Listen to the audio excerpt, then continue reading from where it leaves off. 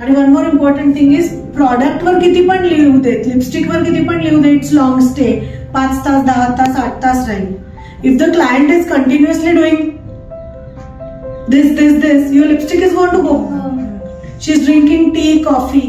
So कधी पण हे लिपस्टिक स्टे अँड ऑल हे मार्केटिंग गिमिक म्हणून ठीक आहे, but you have to also make sure that lipstick ती क्लायंट मेंटेन कशी करते.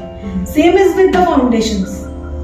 मी तुला प्रॉमिस करीन हा this is a heavy coverage foundation, it will stay for 16 hours, but my client is sweating.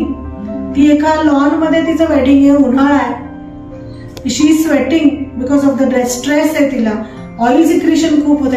How can I guarantee her 12 hours 8 hours 10 hours स्टेटचा makeup. So कधी पण नुसतं पॉइंट ब्लँक प्रॉडक्ट उचलून लावायचं नसतं तुमचं. मग आपण आधी शिकलो ना सगळं, प्रेप पण तसं पाहिजे, प्रायमिंग पण तसं पाहिजे, प्रॉडक्ट क्वालिटी पण तशी पाहिजे, क्लायंटच्या प्री ट्रीटमेंट जे सलॉन मध्ये झाल्या त्या पण मेंटेनन्सच्या चांगल्या पाहिजे. एक दिवस मी मास्क लावला आणि एक दिवस आईस डिप घेतलं, it's not going to help.